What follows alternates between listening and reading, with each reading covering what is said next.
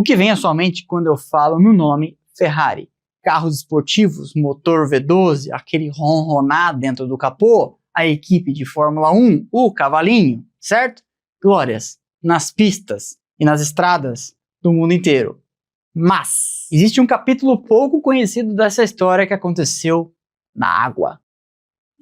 Isso mesmo, e você está em Pequenas Grandes Histórias. Toda semana aqui no Splash and Go você já sabe uma pequena história da Fórmula 1. Ou não, desde que seja rapidinha, legal de contar e bacana de saber. Vamos lá.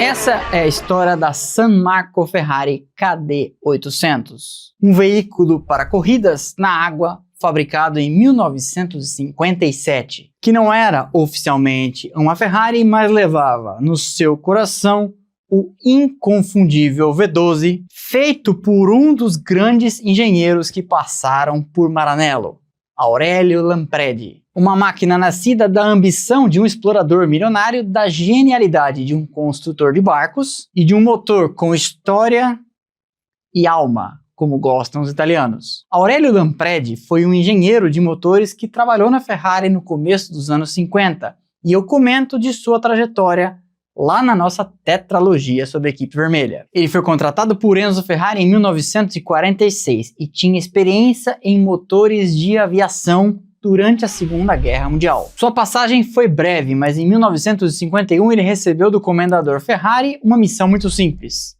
um motor que pudesse vencer. A Ferrari não começou faturando na Fórmula 1, lembrando que o carro a ser batido nos primeiros 2 anos da categoria, 50 e 51, era a Alfetta 158-159, que venceu nos 2 primeiros anos, com Farina e com Fangio. O resultado foi o V12 Lampredi de 4,5 litros aspirado, capaz de produzir à época 345 cavalos, o que era um assombro, rodando 7.000 RPM. Em 14 de julho de 1951, a Ferrari venceu pela primeira vez na Fórmula 1 pelas mãos do argentino José Froilán González, com um motor V12 de Lampredi. Mas isso era apenas o começo. Em 1952, a Ferrari 375mm, pelas mãos de Alberto Ascari e Luigi Villoresi, quebrou o recorde de Le Mans, liderando por incríveis 19 horas até quebrar. A embreagem do carro simplesmente não conseguia lidar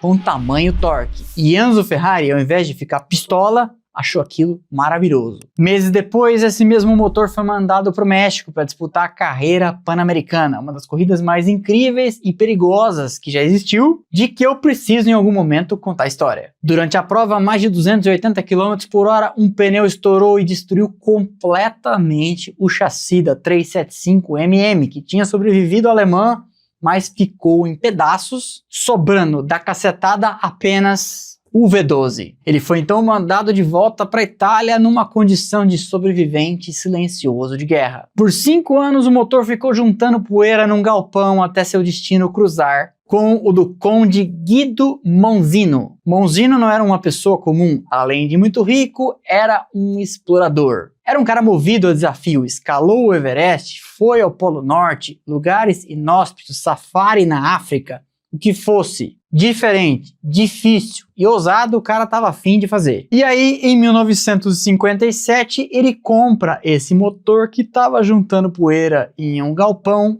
e encontra Oscar Scarpa, um famoso construtor de barcos em Milão, e propõe um desafio: fazer a embarcação mais rápida da história. Scarpa tinha reputação no ramo da motonáutica e era dono de um estaleiro de produção de barcos. E não apenas isso, era ele também um piloto em competições de barcos e tinha 43 recordes de velocidade em seu nome. No estaleiro de Scarpa, o barco e o projeto tomaram forma e nasceu então o San Marco KD800.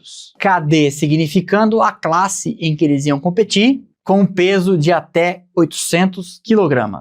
O desenho do casco tinha o nome de Three Point Hydroplane, ou seja, hidroplano de 3 pontos de contato com a água para diminuir o arrasto e melhorar com isso a velocidade. O V12 foi adaptado e integrado ao projeto com o apoio do Departo Corsa, o departamento de corridas da Ferrari que supervisionou o projeto, tendo um sistema de refrigeração que coletava a água que estava passando por baixo e era capaz então de gerar de 550 a 600 cavalos de potência, o que para a época era mais até do que fazia o motor de Fórmula 1. A transmissão era direta e a hélice, portanto, rodava na mesma velocidade do motor. O barco media 5,4 metros de comprimento, 2,5 de largura, pesava 800 quilos. Tinha o casco produzido de mogno sólido, hoje isso dá cadeia porque é madeira de preservação. E a carroceria era feita de fibra de vidro, uma tecnologia também de ponta para a época. O design hidrodinâmico e não aerodinâmico fazia com que ele flutuasse sobre a água com apenas alguns pontos de contato e atingisse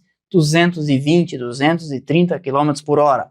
E foi um massacre. Eles dominaram as competições do gênero, empurrados por um ronco que antes tinha sido ouvido em Le Mans e depois na carreira pan-americana e agora estava dentro d'água.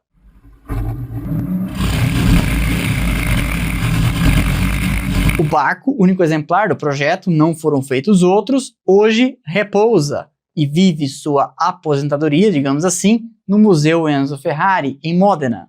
Faz parte do acervo e vez por outra é colocado em exposição. E hoje você ficou sabendo que a Ferrari também fez história com seu ronco de V12 inconfundível, também dentro d'água. Essa foi então mais uma pequena grande história do Splash and Go no YouTube. Eu espero que vocês tenham gostado. Deixa o like que é de graça, não custa nada, você sabe, ajuda demais o canal. Quebra essa pra mim, quebra essa pra nós. O trabalho é ridículo e ajuda demais a gente a propagar nosso conteúdo internet afora para que ele chegue a outras pessoas como um dia chegou para você também pela primeira vez. Para não perder nada do que a gente faz por aqui, temos canais de notificação, Instagram, Telegram e WhatsApp, onde você entra e passa a receber um recadinho automático no instante em que eu publico cada um dos conteúdos. O link está lá embaixo na descrição. Temos também nossas redes sociais, Instagram, Twitter, Threads e TikTok, onde tem conteúdo o tempo todo. Estão passando aqui os arrobas e o link também está lá embaixo. Vejo vocês aqui nos próximos vídeos, vejo vocês lá nas redes sociais. Valeu e